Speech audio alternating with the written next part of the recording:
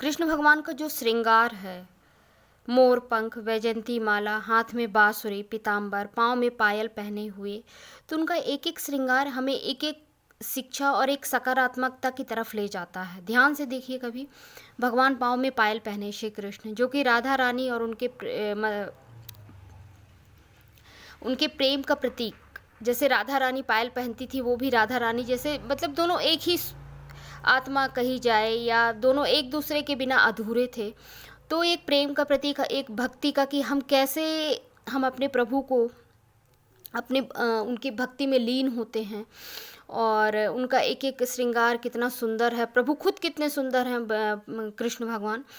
तो ये इसको दर्शाता है। पीताम्बर, पीला वो पहनते थे, पीली धोती, क्योंकि पीताम्बर पीला रंग उनको बेहद पसंद था, और पीला रंग पॉजिटिविटी, कॉन्फिडेंस को बढ़ाता, हमारे कॉन्फिडेंस को बूस्ट करता है पीला रंग, ये गोल्डन कलर, जो कि कृष्ण भगवान हमेशा पहनते थे। फिर उसके बाद सबसे प्यारी उनकी थी बांसुरी। बांसुरी उनको शंकर भगवान ने दी थी। जब वो उनका जन्म हुआ था कृष्ण भगवान का, तो वो उनके दर्शन के लिए सोचे मैं क्या लेके जाऊं, तो उन्होंने बांसुरी को उनको भेंट स्वरूप दिया था।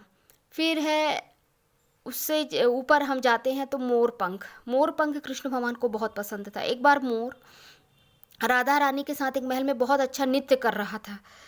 नृत्य करते करते क्या, मोर के पंख गिरे थे, राधा रानी भी उनके साथ नाच रही। तो गिरे हुए पंख को, क्योंकि उनके प्रेम में ये एक समर्पण की भावना है मोर की यहाँ पे, कि वो श्री कृष्ण के प्रति समर्पित था, अपनी भक्ति समर्पित, इतना खुश होकर वो नाच रहा था। तो वो अपने भक्त को ऐसे ही अपनाते हैं, गले लगाते हैं कृष्ण भगवान, जो उनकी भक्ति में डूबता है, जो उनको अपनाता है कि मेरे सब कुछ ही, मेरे प्रीतम, मेरे इष्ट, जो भी कृष्ण भगवान राधा रानी को मानता है, तो वो भी उसको उतना ही प्रेम देते हैं कृष्ण भगवान। ये रियलिटी है, जो भी उनकी भक्ति करता है या राधे कृष्ण का जाप करता है। तो उस मोरपंख को उन्होंने सर में लगा लिया। साथ ही इसका दूसरा कारण ये भी है मोरपंख का, कि अगर आपकी कुंडली में कहीं काल सर्प योग बैठा है, काल सर्प योग है, तो कुंडली से घर में मोर पींछ रखने से भी काल सर्प दोष, जैसे हमारी नज़र पड़ती है, पूजा घर में रखा है, पूजा घर में बैठे, तो उसका प्रभाव कुछ कम होता है। क्योंकि वैसे भी मोर और सांप दोनों, पिकॉक और स्नैक्स दोनों ही एक दूसरे एनिमी, दुश्मन होते हैं। तो मोर ये हमको मिलता है उनसे। और फिर उसके बाद बैजंती माला, उनके गले में जो बैजंती माला, वो सकारात्मकता और धन लाभ के प्रतीक है। बैजंती माला सबसे पहले उन्हें राधा रानी ने पहनाई थी, बैजंती माला को कृष्ण भगवान को। और बैजंती माला का जो वो है, बैजंती माला आदमी पहनता है तो आदमी को धन लाभ चारों तरफ से उसके जो, क्योंकि बैजंती माला जो मोती है वो हमारे मतलब चेस्ट, हमारी छाती को स्पर्श करता है, और वो राधा रानी ने सबसे पहले पहनाई थी। एक तो हमारे यहाँ अंदर भक्ति का संचार होता है, और हमारे अंदर राधा राधा राधा राम जैसे जाप करते हैं, तो हमारे अंदर एक सकारात्मक सोच जन्म लेती है। हमारे अंदर जो क्रोध है सबसे ज़्यादा, उसको हमारे कंट्रोल करती है बैजंती की माला पहनने से। अगर हम जाप नहीं भी कर रहे हैं, बैजंती की माला पहने, तो हमारे अंदर सकारात्मक सोच आता है, और हम अंदर से हमेशा पॉजिटिव रहते हैं।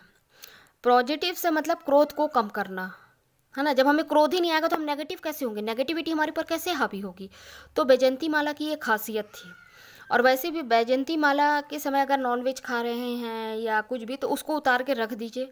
अगले दिन जब नहा धो लेते हैं तब आप बैजंती माला धारण कर सकती है। बैजंती माला की खासियत है।